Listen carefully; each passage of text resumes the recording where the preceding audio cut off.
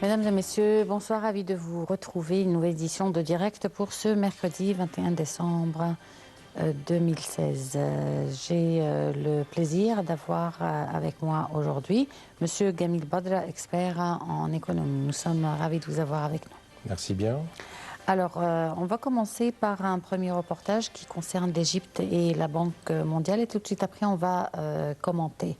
Donc, la Banque mondiale a approuvé le financement d'1 milliard de dollars pour l'Égypte. Selon la ministre de la Coopération internationale Sahar Nasr, la Banque mondiale a approuvé lors de sa réunion un financement d'1 milliard de dollars alloué pour soutenir le programme de développement économique et social global du gouvernement qui coûte 3 milliards de dollars sur 3 ans.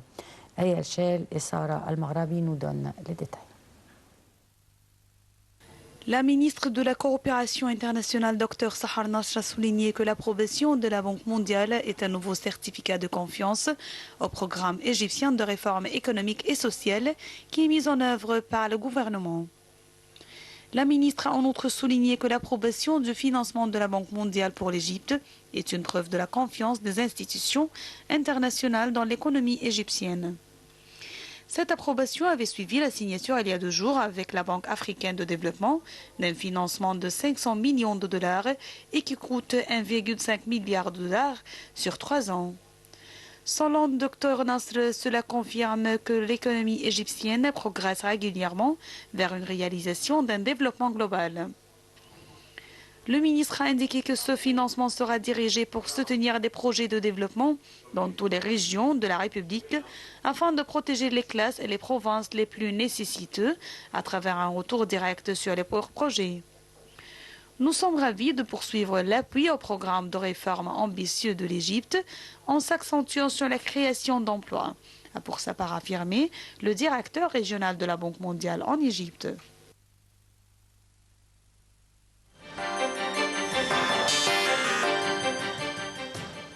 Bon, alors, Monsieur Gamil Badra, d'abord on voudrait expliquer qu'est-ce qu'on entend par financement. Un don, un prêt, une somme allouée à un projet, quoi exactement? C'est une très belle question, mais permettez-moi brièvement de rappeler les téléspectateurs que l'Égypte envisage aujourd'hui une crise et que cette crise est due à ce que nos exports et nos imports ne sont pas au même niveau. Nous exportons ce qui est autour de 30 milliards de dollars et nous importons ce qui dépasse les 60 milliards de dollars.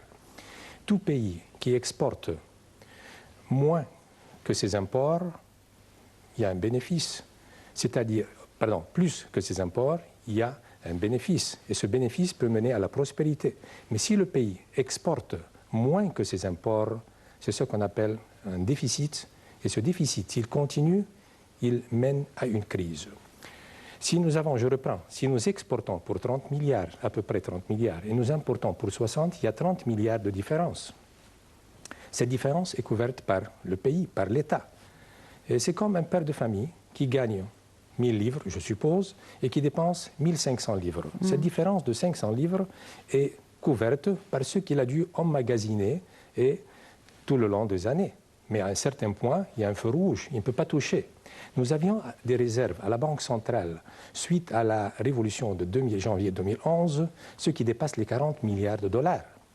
Aujourd'hui et récemment, nous avons entendu, ça fait 2-3 mois, du gouverneur de la Banque centrale, que nos réserves sont baissées jusqu'à 20 milliards de dollars. Et pourquoi? Pour couvrir ce déficit. Ça, c'est la situation aujourd'hui. Comment faire alors pour s'en sortir? On vient d'entendre le reportage. C'est un reportage qui est très intéressant. Et votre question, cet argent, est-ce que c'est un don, c'est un prêt? Et qu'est-ce qu'on va faire avec? C'est une très belle question parce que si nous prenons de l'argent comme prêt, pour payer un autre prêt, ce serait une grande gaffe. Que cet argent soit un prêt ou un don, il faut qu'elle soit investie dans la bonne direction. Quelle est la bonne direction? Nous parlons de centaines de millions, peut-être des milliards de dollars. Si cette direction couvre ce qu'on appelle l'industrialisation, eh bien ça aide beaucoup à s'en sortir de cette impasse. L'industrialisation aide à trouver des offres d'emploi. Le reportage vient de parler de ces offres d'emploi. Cette industrialisation peut aider à produire un produit pour exporter. Le jour où on exporte, Le jour où on augmente la valeur de nos exports, cette différence se rétrécit. Le jour où on réduit ce que nous importons, cette différence sera aussi rétrécie. Alors c'est de l'arithmétique. C'est une entrée et une sortie. C'est simple. Si nous importons à moins que 60 milliards, c'est-à-dire en choisissant par exemple ce que nous importons des matières essentielles, pas besoin d'importer les matières auxiliaires, les matières secondaires, et que ceux-là sont produits en Égypte. Ceci réduit le déficit, ceci encourage la production égyptienne et trouve d'offres d'emploi, et que cet argent qui provient, que ce soit un prêt, que ce soit un don, c'est égal. Le prêt, nous devons le rendre. Le don, c'est un don. Mais l'essentiel, c'est de bien orienter cet investissement et ce montant dans l'industrialisation. Nous parlons de 500 millions de dollars, par exemple, pour couvrir 5 à 6 cités industrielles en Haute-Égypte. M. Tarek Kabil, le ministre de l'Industrie, les a inauguré, ça fait quelques semaines. Nous parlons de 500 millions de dollars pour couvrir 1,5 milliard de fédans pour les cultiver. Alors, si ces montants sont bien orientés, ça aidera à rétrécir cette différence. Qu'est-ce qui se passe alors?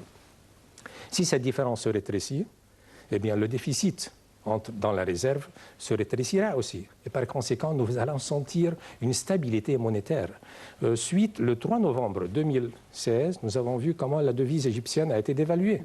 Et ce qu'on appelle flotter la devise. Flotter la devise était indispensable, était nécessaire, était inévitable. Et voilà, nous sommes maintenant, les citoyens reconnaissent que l'Égypte a fait quelque chose de très important, de très nécessaire. Les citoyens souffrent quelquefois de la hausse de prix, mais flotter la devise a deux résultats. Le premier résultat, c'est libérer l'État de ses obligations, ce que nous voulons pour rétrécir le déficit. Et le second résultat, c'est la hausse de prix. Mais il faut aussi que nous, citoyens, nous puissions d'abord comprendre pourquoi l'Égypte, le gouvernement ou bien les dirigeants ont dû faire une étape pareille et aussi travailler fort. Travailler avec conscience, travailler avec confiance dans l'avenir. Bon, on va s'arrêter pendant quelques secondes pour prendre en ligne Dr Passant Fahmi, député et économiste. Bonsoir, docteur. Bonsoir, madame. Alors, docteur, rassurez-nous sur la situation économique, où nous en sommes actuellement. Il faut savoir que nous sommes sur le bon chemin. Ça, c'est très important. Ça va prendre du temps, oui. Ça va prendre entre 3 et 5 ans. On a besoin de travailler assez sérieusement. On a besoin de changer beaucoup de lois. On a besoin de faire un effort parce que nous avons des problèmes assez compliqués, que ce soit sur le macroéconomie ou bien sur le microéconomie. Il faut mettre des stratégies, premièrement, pour assurer la suffisance de nos besoins alimentaires. Et ça, c'est ce qu'on travaille dessus au Parlement. Et on travaille maintenant pour mettre avec le ministre d'Irrigation, d'Agriculture et aussi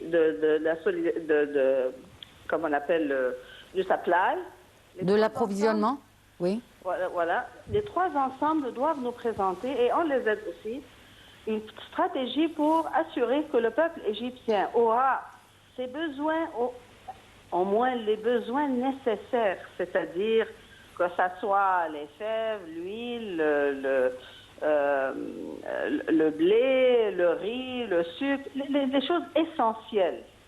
Il faut présenter une stratégie, le gouvernement doit travailler sur une stratégie bien claire, que ce peuple-là aura cette sécurité et sa stabilité alimentaire entre 3 et 5 ans. Je ne veux pas dire demain matin, mais il faut mettre une stratégie assez claire. Ça, c'est très important à mon avis. Deuxièmement, en ce qui concerne le macroéconomie, ça c'est difficile et compliqué parce que question le budget, l'inflation, aussi manque de travail pour les jeunes, il y a beaucoup de problèmes assez compliqués. Le niveau de réserve qu'on a, l'escalation du prix du dollar, ça ce sont des problèmes trop compliqués et le peuple ne peut pas supporter pour une période assez longue jusqu'à ce qu'on résout ces problèmes, que ce soit 20-30, comme ça a été présenté par le gouvernement. Le plan est vers l'année 30. Ça, c'est trop loin pour le peuple. C'est une nation. Alors là, il faut rassurer la stabilité sociale, la stabilité alimentaire et aussi, alhamdoulilah, nous avons une stabilité militaire qui peut nous défendre. Ça, c'est le plan dont la comité économique dans le Parlement travaille pour le moment. Bon, docteur Passan Fahmi, les gens, ils souffrent surtout actuellement de la hausse des prix. Est-ce que le Parlement est conscient de cette affaire et est-ce qu'il envisage des plans pour remédier à cela? Bien sûr, mais c'est ce que j'ai dit, il faut avoir des plans pour protéger la classe modeste. Mais l'escalation de prix est contrôler aussi le marché, c'est-à-dire les institutions gouvernementales doivent contrôler le marché. Mais question que les prix vont augmenter, oui, ça va augmenter et tout le monde doit savoir ça. Parce que dans une période comme on appelle, en essayant de résoudre les problèmes économiques, normalement, nous aurons une inflation, et c'est ce qu'on voit chaque jour, c'est l'escalation des prix. Le chômage est très sérieux. Le déficit du budget, le niveau de dette interne et externe, c'est assez compliqué. Mais il faut expliquer au peuple d'une façon assez simple que c'est une période que ça va passer. Le prix du dollar aussi, c'est un grand problème. Mais le dollar, on ne l'élève pas, le prix, on n'élève pas et on le diminue contre la livre égyptienne avec comme on appelle, une décision. Ça, c'est une réflexion du GDP. Quand on travaille et notre GDP augmente, normalement, la valeur de la livre égyptienne va augmenter. Alors, c'est un plan compliqué. Ce sont des problèmes qui datent depuis des années et des années, des dizaines d'années, qu'on a été aussi habitué à subventionner la consommation et ne pas subventionner la production. On essaye de changer tout à fait la façon dont l'économie a été dirigée. Alors ça, c'est un grand travail. Mais durant cette période, le peuple, comme vous venez de mentionner, la classe modeste ne doit pas supporter vraiment ces changements. La classe moyenne va souffrir, bien sûr, c'est normal. Mais aussi, il y a un grand problème en ce qui concerne la classe moyenne. La majorité de la classe moyenne ne paye pas les taxes. C'est-à-dire, les médecins, les ingénieurs, les avocats, ils ne payent pas assez de taxes. Ceux qui payent les taxes vraiment, ce sont les employés. Oui. Que ce soit du secteur privé ou du secteur public. Mais là, le reste de la classe moyenne sont supposés payer des taxes. Et c'est ce que le gouvernement travaille à mettre un système. Comment obliger ces gens-là, quand vous visitez un médecin, ils doivent vous donner un reçu. Ce reçu-là doit avoir des taxes dessus, il doit rembourser le gouvernement, etc. Mais c'est une période difficile, ça va passer, mais durant cette période, tout le monde, le gouvernement spécialement, doit protéger la classe modeste, comme vous venez de mentionner. Oui, docteur Passan Fahmi, aussi, comme vous dites, si le prix du dollar est, par rapport à la livre égyptienne est lié à la production, c'est-à-dire, vous l'avez dit, ça ne va pas baisser avec une décision, ça va baisser avec la production. Mais donc ça veut dire que ça prendra du temps puisque la production, elle ne va pas être créée du jour au lendemain. Aussi, vous avez les hommes d'affaires qui importent beaucoup de produits pour justement produire, ont été durement affectés par cela. Mais bien sûr. Le dollar n'est pas notre devise. Et on sait très bien d'où le dollar entre en Égypte. On n'a pas de tourisme. Vous voyez ce qui se passe en ce qui concerne le terrorisme mondialement, pas seulement chez nous. Le monde est instable et les Égyptiens doivent comprendre ça. Ce n'est pas l'Égypte. Le monde est instable. Et quand le monde est instable, le commerce international est instable. Les devises sont instables aussi. Les États-Unis ont élevé le taux d'intérêt sur le dollar. Ça bouleverse tout le monde. C'est-à-dire, ça élève le coût, que ce soit le coût de production ou d'import, tout. Il faut comprendre le problème. Mais en même temps, ce n'est pas la classe modeste qui doit payer ce prix, parce qu'ils sont papas. Et à mon avis, ça ne prend pas trop de temps pour développer l'économie. C'est-à-dire, moi j'ai dit entre 3 et 5 ans, mais ça peut être vu après 12 mois, par exemple. Si on commence à faire des projets d'agriculture, de la pisciculture, ça c'est 1 an. Vous voyez, ce n'est pas des 3 années. Mais 3 années, c'est pour que l'agriculture et l'industrie qui est basée dessus peut être développée. Docteur Passan Fahmi, économiste et député, nous vous remercions beaucoup pour cette intervention. Merci, madame. Et merci à vous. Et donc, on poursuit. Donc, comme on l'a vu, bon, vous, monsieur Gamil Bodra, qui travaillez quand même dans les affaires, comment vous avez été affecté et comment vous voyez le marché? Je vais répondre à votre question, mais permettez-moi d'abord de remercier Madame Bassant Fahmy, Dr Bassant Fahmy, pour cette conversation, cette introduction riche en informations. Et j'aimerais toucher peut-être certaines expressions qu'elle a utilisées. D'abord, elle a dit au début, nous sommes sur la bonne voie. Tout à fait d'accord. Elle a parlé d'une période de 3 à 5 années qui peut être rétrécie pour être 12 mois. Tout à fait d'accord. Ça dépend de quoi on parle. Elle a dit 12 mois surtout pour l'agriculture. Pour l'agriculture. C'est-à-dire, et puis elle a dit qu'il faut avoir un peu de patience. Nous avons de la sympathie, comme parlementaire, sûrement, elle a beaucoup de sympathie, comme tout le peuple égyptien, pour le citoyen. Mais il faut que ce citoyen puisse d'abord reconnaître nos efforts et patienter pour les résultats. Quand on sème en agriculture, on ne peut pas avoir le fruit d'un jour au lendemain. On sème, puis il y a des conditions de soleil, de pluie, de terre fertile, etc. Toute chose, il n'y a rien qui est fait du jour au lendemain. Et alors, répondant à votre question, bien sûr, moi, tout autre, ont dû être touchés par ce qui se passe. Touchés par deux choses. D'abord, par le ralentissement du volume des affaires, ce qui est très normal, et par la demande de nos employés de réclamer une partie de leurs droits. Alors, comme entrepreneur, j'invite, et je crois que tout entrepreneur devrait peut-être répondre aux besoins de ses employés pour essayer autant que possible d'être en ligne avec ce qui se passe comme hausse de prix. Mais je reprends aussi à ce que Mme Dr Bassant Fahmy a parlé. Comment peut-on s'en sortir de cette situation? Il faut l'industrialisation, la production locale, l'export. L'export est excessivement important. Parce que comme je dis, je reprends ce que j'ai dit au début, c'est une équation. Il y a une entrée, il y a une sortie. L'entrée, c'est ce que nous ramenons avec nos exports. Si nous augmentons nos exports, cette différence se rétrécit. L'import, si nous réduisons nos imports, je reprends, en important uniquement les matières essentielles pour l'industrie, pas besoin d'importer les produits auxiliaires, les produits secondaires. Nous les produisons ici. Il faut essayer d'éveiller l'esprit Made in Egypt, fabriqué en Égypte, pour qu'on puisse vraiment activer l'industrie locale et réduire cette différence.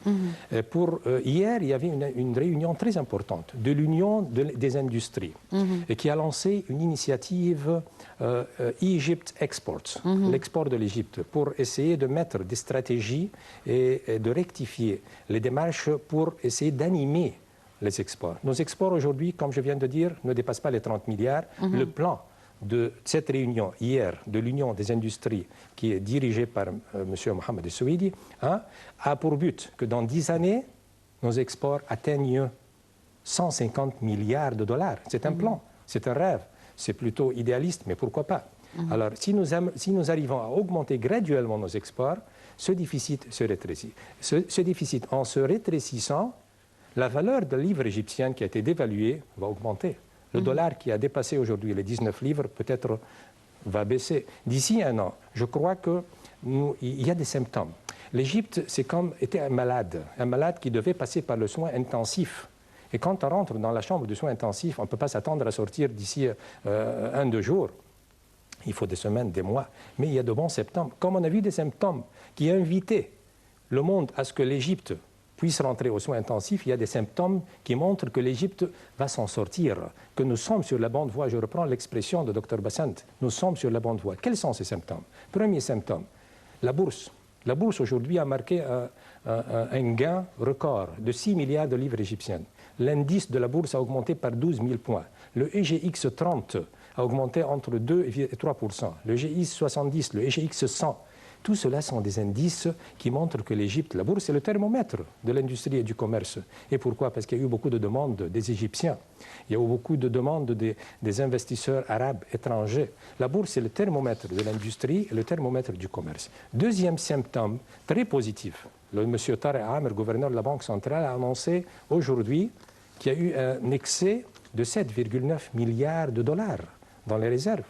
Ce sont des symptômes qui confirment que nous sommes sur la bonne voie, que l'avenir proche pourrait ramener des fruits, mais graduellement. Il faut de la patience. Il faut de la patience, il faut du travail du peuple. Oui, mais concernant réduire les importations, on Oui. pourrait effectivement réduire les importations. Mais pour augmenter les exportations, là, vous avez besoin de deux choses. Vous avez besoin de produire et aussi vous êtes lié, comme Dr Passante l'a dit tout à l'heure, à la situation commerciale et économique dans le monde qui est également affectée. Absolument, tout à fait Donc, d'accord. comme nous pensons, nous, Égyptiens, on voudrait réduire nos exportations, c'est sûr que la plupart des pays du monde, maintenant, pensent de la même manière. Nous avons un grand avantage aujourd'hui. Un des avantages de flotter la devise. Si vous regardez $1 qui était équivalent à 9 livres égyptiennes, plus ou moins. Aujourd'hui, si le dollar est équivalent à 19 livres, que cela veut dire? Cela veut dire que le produit qui coûtait 1000 livres, ces 1000 livres étaient équivalents à un peu plus que $100, si on les divise par 9. Aujourd'hui, les mêmes 1000 livres du produit égyptien qu'on désire exporter sont équivalents à peu près $55. Ce qui veut dire que nous avons plus de concurrence, plus de possibilités. Ça, c'est un. Que nos prix mondialement convertis en dollars sont plus avantageux que d'autres. Deuxièmement, il faut standardiser, il faut arriver à la qualité où on peut faire cette concurrence. Et comme je vous ai dit, il y a eu une réunion hier de l'Union des industries pour essayer d'animer, pour essayer de mettre des stratégies pour... Mais on n'a pas de choix. Il faut cet argent, que ce soit un prêt, que ce soit un don, pour industrialiser, pour produire, pour exporter. Ça, c'est le cycle. Et c'est par ce cycle qu'on pourrait arriver à la conclusion qu'on désire, c'est réduire le déficit. Ça, c'est excessivement... Parce que ça, c'est le cornerstone, ça, c'est la vraie raison de la crise, ce déficit que nous envisageons. Il y a des pays où les exports dépassent de loin leur import. Je donne les pays du Golfe, par exemple. Ceux qui ont visité les pays du Golfe, l'Arabie saoudite, par exemple, ont reconnu que la devise est stable depuis 30 ans. $1 est équivalent à tant de devises locales. Pourquoi? Parce que leur export dépasse de loin leur import, les exports pétroliers. D'autres signes encore positifs. On a parlé de la bourse, les symptômes pour montrer que nous sommes sur la bonne voie. Là, je parlais de la bourse, j'ai parlé des réserves qui ont augmenté. Pourquoi ces réserves ont-elles augmenté de 7,9 milliards? À cause des Égyptiens qui ont converti des dollars qu'ils avaient en poche ici en Égypte, en livres égyptiennes, pour les investir à 20% en 18 mois et à 16% en 3 années. Les Égyptiens à l'étranger qui ont converti leurs devises en dollars et les ont pompées, transférées dans les banques égyptiennes. Tout cela accumulé a abouti à plus ou moins les 7,9 milliards de dollars. Troisième symptôme, que je veux dire, les réserves pétrolières, les réserves gazeuses. Tout ça, ce sont de bons signes que l'Égypte pourrait, en investissant, comment dirais-je, par des coopérations avec des compagnies pétrolières mondiales, nous pouvons avoir des exports, non seulement des produits qui sont produits industrialisés en Égypte, mais aussi de nos réserves pétrolières, de nos réserves gazeuses. Le Qatar a 40 milliards de dollars de surplus à cause des exports de gaz naturel. Bon, on espère effectivement que nous sommes sur la bonne voie et que tous ces efforts donneront bientôt leurs fruits.